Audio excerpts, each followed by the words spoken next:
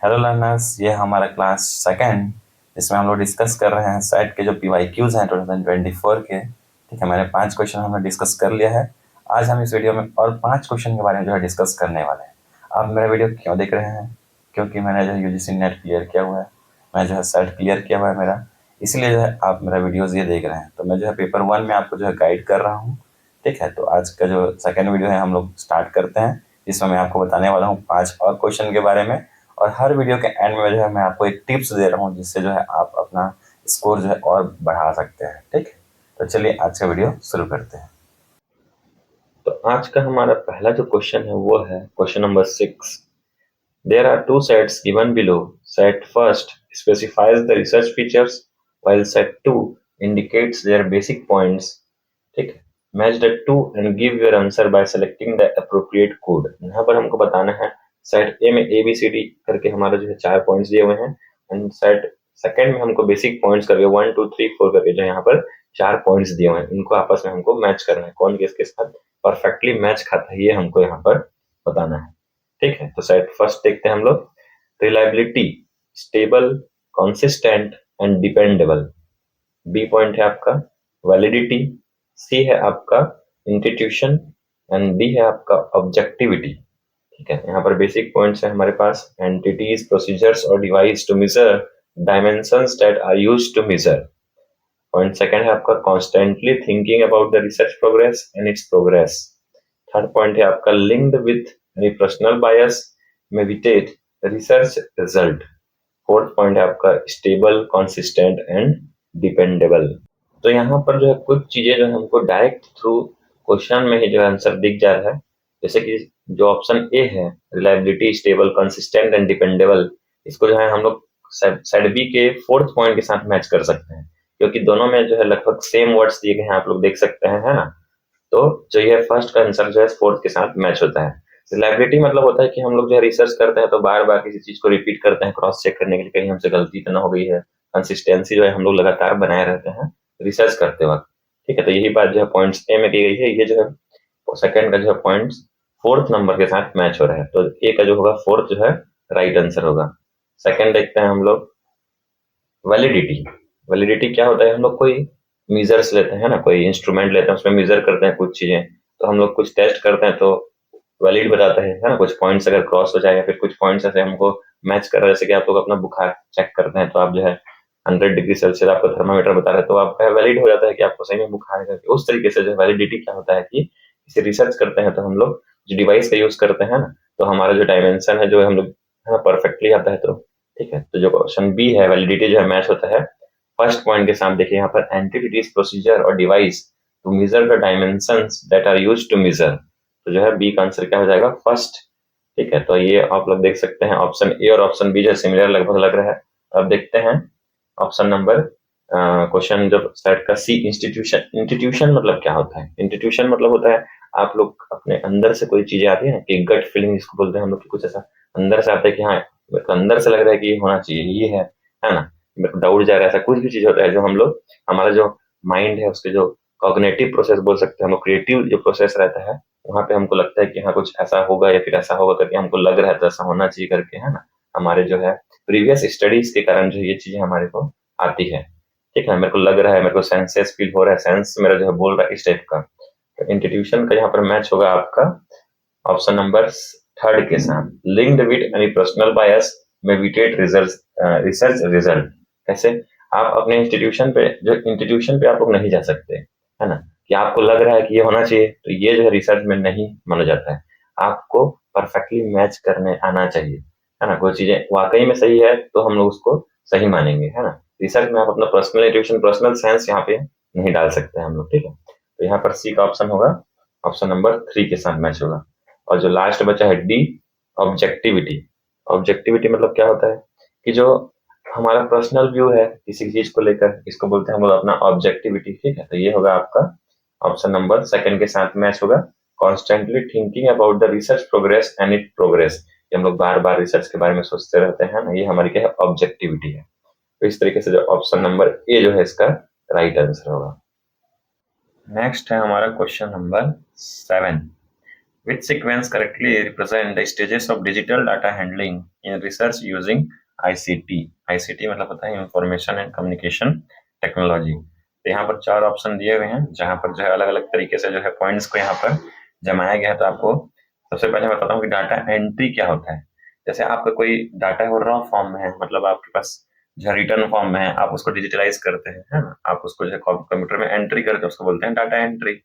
Data validation क्या होता है, ठीक है, जैसे आप लोग कुछ डाटा को एंट्री कर लिए, ठीक है, उसके बाद हम लोग उसको क्लीन कर लिए, ठीक है, कोई भी मिस्टेक है ना, कोई चीजें डुप्लीकेट है, डबल डबल हो गया, उसके बाद उसको क्या करेंगे हम लोग कि वो जो क्लीन करने के बाद जो डाटा हमारे पास है क्या वो सही है या नहीं है, उसको हमको वैलिडेट करना होता है, ठीक है। एंड डाटा क्लीनिंग क्या होता है, जैसे कोई डुप्लीकेट चीज आ गया है तो उसको हम लोग हटा देते हैं, उसको बोलते हैं डाटा क्लीनिंग। या फिर कोई फालतू चीज है ना, इसको हम लोग स्कैन नहीं कर रहे हैं, एंट्री नहीं कर रहे हैं, वो चीजें एंट्री हो गई हैं, है ना, उसको बोलते हैं डाटा क्लीनिंग।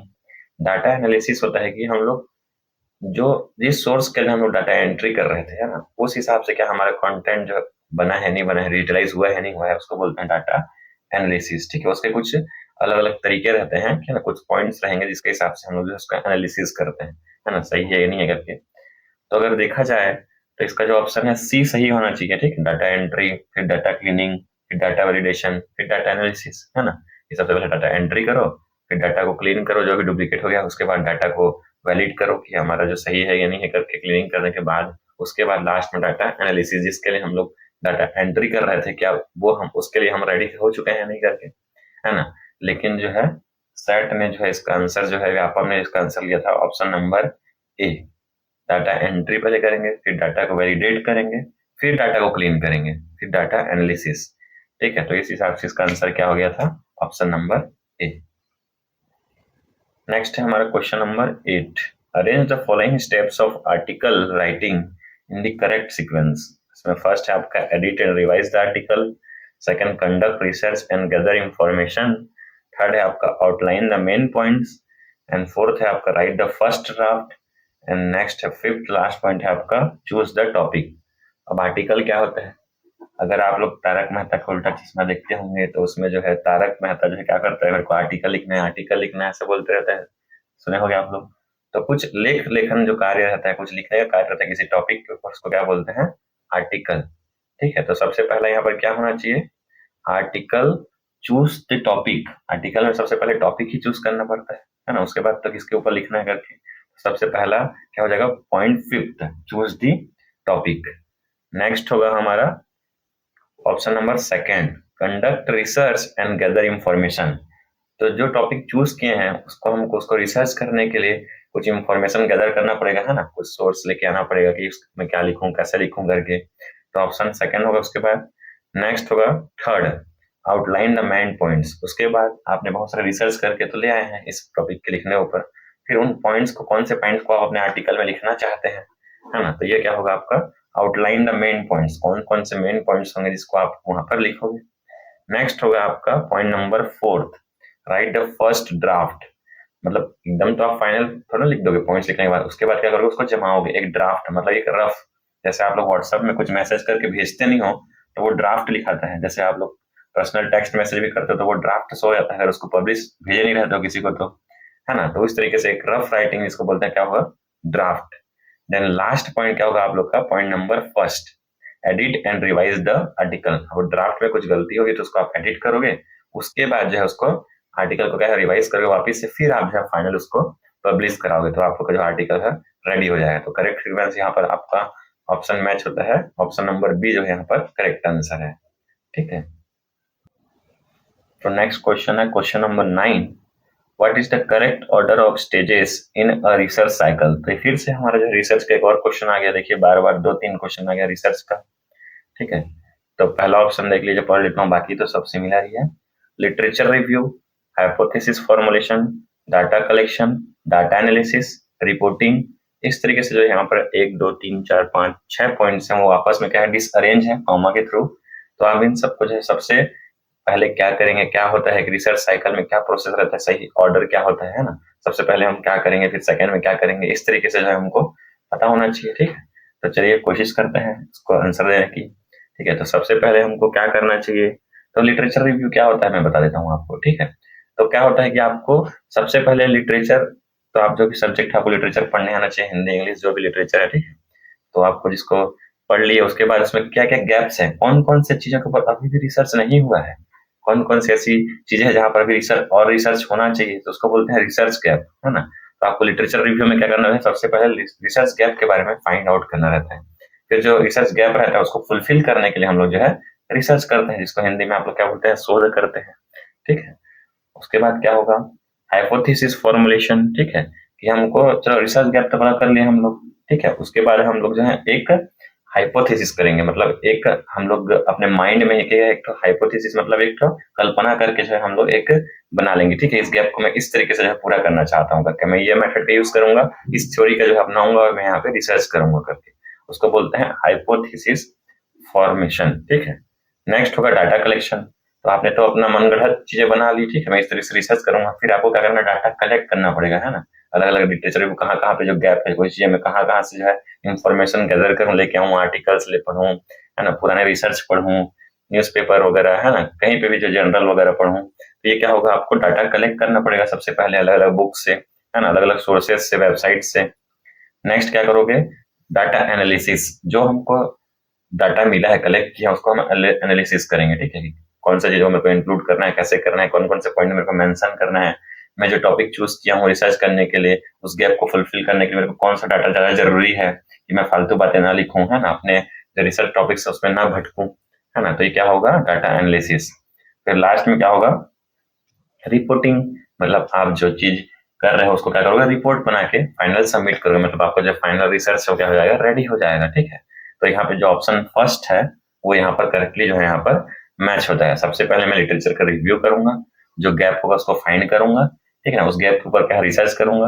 तो रिसर्च करने से पहले मैं एक हाइपोथेसिस बनाऊंगा, एक काल्पनिक चीजें बनाऊंगा, इसमें ये टॉपिक ये लूंगा, है ना, ये मेरा टॉपिक होगा, ये मेरा क्या होगा, थ्योरी होगा, इस थ्योरी के बेस में मैं यहाँ पे रिसर्च करूंगा, है ना। तो ये हमारा हाइपोथेसिस हम लोग हमने कल्पना करेंगे, ठीक है। उसके बाद डाटा कलेक्शन करेंगे, उस जो हमने हाइपोथेसिस बनाया था उसमें कौन कौन सा मेथड यूज करूंगा, तो उसके लिए मैं जो है अलग अलग सोर्सेज से डाटा लेकर आऊंगा। फिर क्या करूंगा, डाटा एनालिसिस करूंगा, जो डाटा मैंने लेके आया है उसको मैं है इसको इंक्लूड करना है नहीं करना है ना, कौन सा चीज मेरे लिए बहुत जरूरी है, कौन से टॉपिक के ऊपर लिख रहा हूँ, तो है ना। तो ये फिर लास्ट में क्या होगा, हमारा जो है रिसर्च जो है रेडी हो जाएगा। तो रिसर्च साइकिल जो है इस तरीके से होगा, सबसे पहले होगा लिटरेचर रिव्यू, फिर हाइपोथेसिस फॉर्मुलेशन, फिर डाटा कलेक्शन, फिर डाटा एनालिसिस, फिर रिपोर्टिंग। तो ऑप्शन नंबर ए जो यहाँ पर राइट आंसर होगा हमारा। तो लर्नर्स, आज का हमारा क्वेश्चन नंबर 10 और लास्ट क्वेश्चन है, तो देखिए पढ़ते हैं। एजर्शन रीजन क्वेश्चन टाइप का है ये। एजर्शन में क्या दिया हुआ है, API style requires the inclusion of a running head on the title page of a research paper.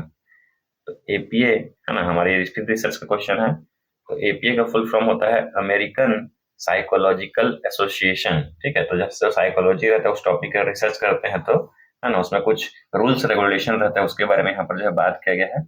आप जब इसके बारे में डिटेल में पढ़ेंगे तो आपको पता चलेगा कि इसमें कैसे होता है, किस तरीके से हम लोग जो है टेक्स्ट करते हैं, है ना, किसी की चीज को। तो सबसे पहले हम लोग देखते हैं, है ना, रीजन देखते हैं। इसके बाद the running head helps ensure that the author name is clearly displayed on each page of the document, ठीक है। तो यहाँ पे क्या होगा, ऑप्शन ए तो सही होगा एजर्सन, लेकिन रीजन यहाँ पर गलत है। क्यों, कि जो एपीआई स्टाइल है वहां पे जो है हमको जो है running head on the title page of research paper जो है हमारा जो है ये चीजें इंक्लूड करना जरूरी रहता है, लेकिन जो running head helps ensure author name is clearly displayed on the each page of the document, तो हर पेज में जो है आपको जो यहाँ पर डालना जरूरी नहीं है, ठीक है। तो ऑप्शन क्या होगा, रीजन यहाँ पर गलत होगा। तो सही ऑप्शन यहाँ पर option number C, assertion A is true but reason R is false, ठीक है। तो लर्नर्स, ये था मेरा आज का जो है 5 क्वेश्चन जो मैंने आपको एक्सप्लेन किया यहाँ पे, ठीक है। तो इस तरीके से हम लोग जो है हर डेली जो है आपको वीडियोस मिलेगा जिसमें जो है 5-5 क्वेश्चन में जो है विद डिटेल्ड एक्सप्लेनेशन जो आपको बता रहा हूँ, आपको अच्छे तरीके से समझ में आ रहा होगा ऐसा मुझे लग रहा है, ठीक है। तो आज चलिए बात करते हैं आज के टिप्स के बारे में, ठीक है। तो आज मैं आपको टिप्स देने वाला हूँ कि जो है यूजीसी नेट का जो प्रिपरेशन कर रहे थे और जो सेट प्रिपरेशन है, ये दोनों में बहुत ज्यादा डिफरेंस रहता है, ठीक है। आपको यूजीसी नेट जो है बहुत ज्यादा हार्ड रहता है और यूजीसी जो हमारा सीजी सेट है वो बहुत ज्यादा है इजी है कंपेरेटिवली बात करें तो आप ऐसा मत सोचिए कि आपको जो नेट निकल रहा है तो आपको सेट नहीं निकलेगा। और जो नेट का प्रिपरेशन बहुत टाइम से कर रहे हैं उनका जो है सेट आराम से निकल जाता है। आपको जो है कामली जो है आराम से पेशेंस के साथ जो है इसका जो है आपको जो है तैयारी करना है, उसका जो है आंसर आपको देना है, ठीक है। तो डरिए नहीं, ठीक है। आपको जो है आराम से जगह आप लोग देख सकते हैं कि सिर्फ क्वेश्चन आता है ना, और आपसे क्वेश्चन बन रहा होगा, ऐसा मैं जो उम्मीद करता हूँ समझ में आ रहा होगा, ठीक है। चलिए मिलते हैं नेक्स्ट वीडियो में।